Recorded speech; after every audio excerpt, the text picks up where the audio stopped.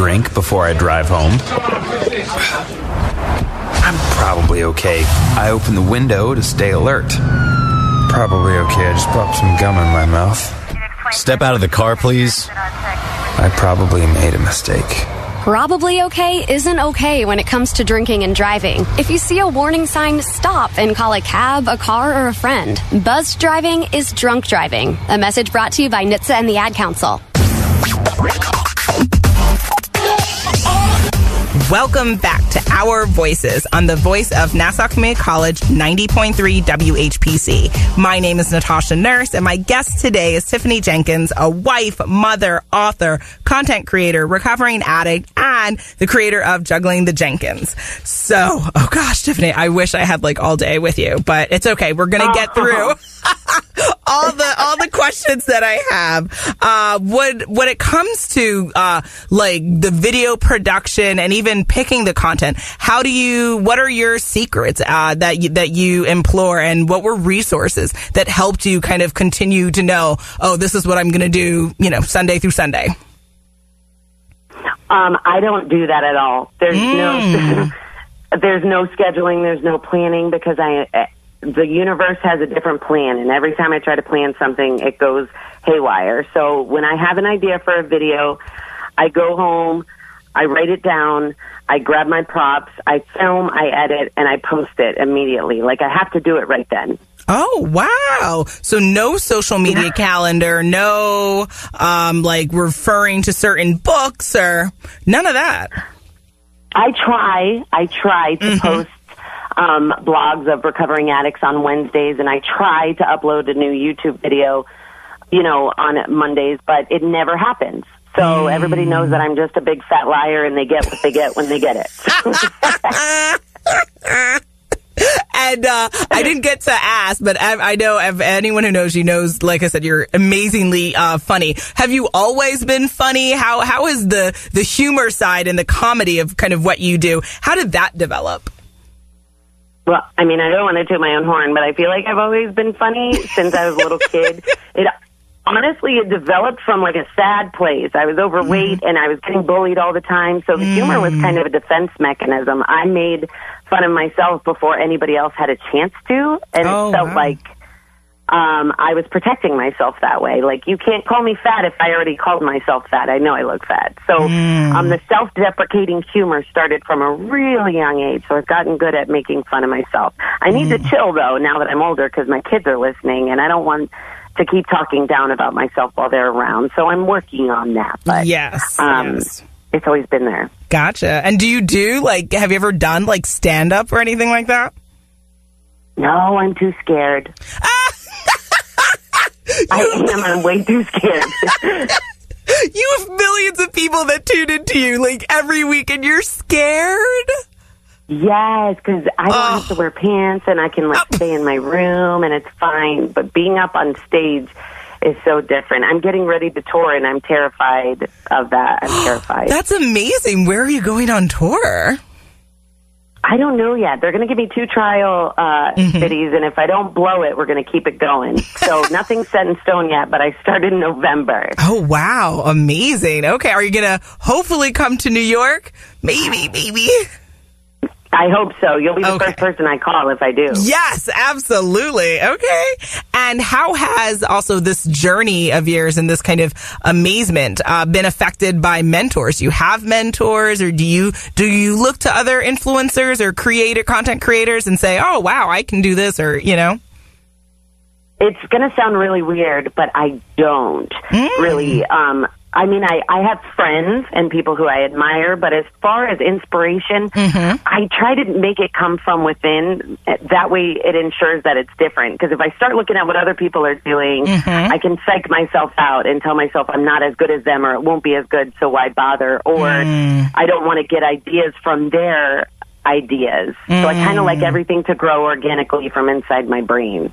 I love that. And you know what? I definitely respect it because, I definitely get asked that whole question of who do you admire? And I agree with you. You can always point to other people that you admire or respect, but ultimately I don't see any issue with being your own role model. I don't see any issue with trying to just further yourself and just say, I'm going to do me and just continue to do me because, you don't want to imitate and or create something of yourself that isn't authentic to yourself. So that makes sense. Exactly. Okay. And for anyone listening and they're like, listen, I love her. I want 2.4 million people, despite what we just talked about of not just trying to follow somebody else. If they're trying to get on social media or they're trying to build their presence, what would you say is step one, especially if they seem to be more spontaneous and kind of just going with it like yourself? Step one is make sure that you're doing it for the right reasons. Make sure you're doing it for you and because you enjoy it. Because if you start doing it for numbers, it's going to make you lose your mind when the numbers aren't moving like you want them to. So if you have an idea or something you want to share, make sure that it's coming from your heart. And I would suggest being as open and honest as possible because people can see right through it. And the number one compliment that I get is you're so genuine. And that's so rare on social media these days. Absolutely. Okay. And what about some resources? What you have great quality cameras and stuff like that? What the video content you produce are high quality? Do you have any tips for where do people go to kind of figure out the equipment side of what they need as a content creator? Totally. Google was my best friend through all of this and YouTube. I spent hours trying to figure it out. Somebody actually sent me the vlog camera that I use as a gift. I was using my phone for the first year and a half, and I was editing it on my phone and shooting it on my phone. But now I have a Mark. Oh, see, this is how bad I am. I don't even know the name of the camera. I've had it for 6 months. It's the number one vlog camera. It's a Canon Mark. Anyway, but the editing software that I use is Wondershare Filmora, and I got that because it was the cheapest one. And so there's, I'm probably the wrong person to ask for tips because I go for the cheap, easy route. You know what I mean? But I feel like as long as the message is there, you could film on a Nokia phone and it'll resonate with people. True. So I wouldn't suggest running out and buying the most expensive stuff, but definitely look at YouTube videos because the internet is an endless supply of information. Anything you could ever want to know is at your fingertips. So you just find what works for you by Googling and looking at YouTube. Absolutely. You are listening to Our Voices on the voice of Nassau Community College 90.3 WHPC.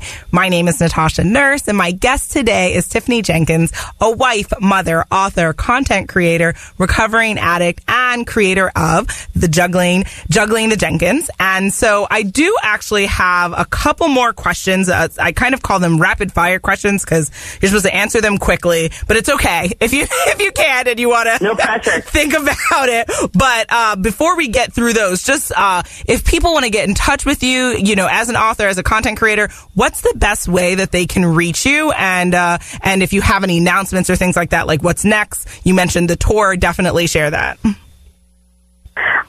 If anybody has any questions or anything, they can send me an email at jugglingthejenkins@gmail.com and .com, obviously. And as far as what's next, I have no clue. I'm just riding the wave and seeing where it takes me. Perfect. Okay.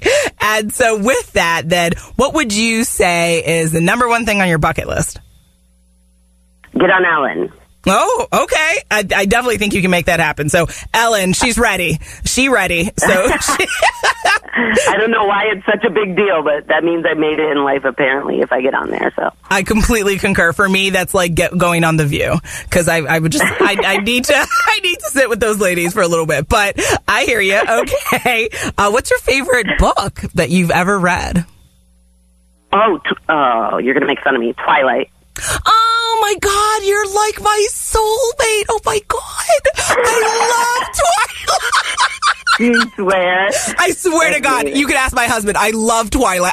Did you read the next thing she came out with, I guess, what was it, about 2 years ago? She re-envisioned the story and she switched it, like the woman and man. Did you read that one or no? Life and Death? Yeah. So after the 10-year anniversary, she came out with another one book thing, and she switched it. Instead of like Bella and Edward, it's like Bew and I forget the other characters. I have to read it, but okay. I'll totally share that with you. Absolutely. Awesome. But we digress. What? Yes. So if you were not doing everything that you're doing right now, what would you be doing? I would be probably a teacher. Oh, like for little people, little children? No. Oh, okay. No, absolutely not. No, like a middle school teacher. That was my dream. Oh. That and being an actress. Ooh, definitely. Well, you definitely can do both. So that just those things would add them to the bucket list then. Okay. What has been the best advice you've ever been told? Stop meeting your problems halfway. Wait for them to come all the way to you. From my mom. That's interesting. Okay. And do you have a favorite? I'm a worrywart. Oh, are you? Okay, gotcha. Do you have any favorite quotes? Oh, yes. It's on the back of my business card. Mm-hmm. Allegedly, it's by Dr. Seuss, but I don't know if that's true. It says, be who you are and say what you feel, because those who mind don't matter, and those who matter don't mind.